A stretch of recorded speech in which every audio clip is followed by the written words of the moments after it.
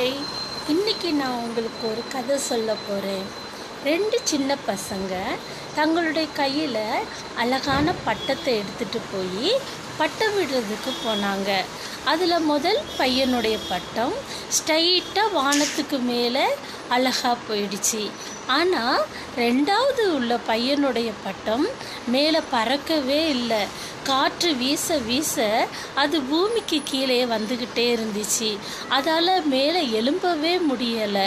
அந்த பட்டம் ரொம்ப கஷ்டப்பட்டு அங்கும் இங்கும் ஆடி ஆடி லாஸ்ட்டில் ஒரு வழியாக ரொம்ப உயரத்தில் பறக்க ஆரம்பிச்சிருச்சு.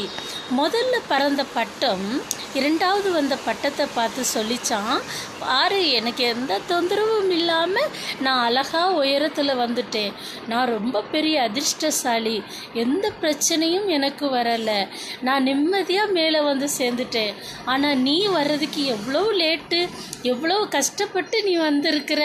ஆனால் என்ன மாதிரி நீனும் ஒரு அதிர்ஷ்டசாலியாக இருக்க பழகிக்கோ அப்படின்னு அதை பார்த்து ஏளனமாக சொல்லிடுச்சு. பாருங்க, கொஞ்ச நேரத்தில் பெரிய காற்று வீச ஆரம்பிச்சிருச்சு. முதல்ல வந்த பட்டம் அந்த பெரிய காற்றுக்கு தாக்கு பிடிக்காம படார்னு கீழே போய் விழுந்துருச்சு.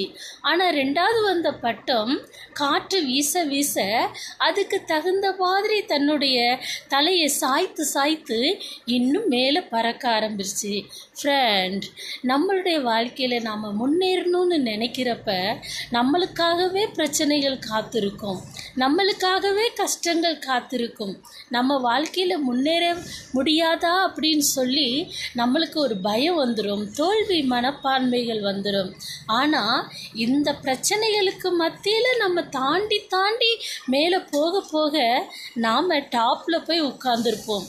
எந்த பிரச்சனையும் இல்லாமல் முன்னேறி உயரத்துக்கு வந்திருக்கிறவங்க ஒரு சின்ன பிரச்சனை வந்தாலும் அதோடைய நெளிவு சுழிவு தெரியாமல் கீழே விழுந்துடுவாங்க. ஆனால் பிரச்சனைகளுக்கு மத்தியில் வந்த நமக்கு எல்லா பிரச்சனைகளையும் ஃபேஸ் பண்ணக்கூடிய அறிவும் நுட்பமும் நம்மளுக்கு தெரியும். அதனால் கவலை, பிரச்சனைகள் இதெல்லாம் இருக்குன்னு சொல்லி பார்க்காம நம்மளுடைய ஓட்டத்தில் நாம் முன்னேறிட்டு இருப்போம். சரியா ஃப்ரெண்ட்ஸ்?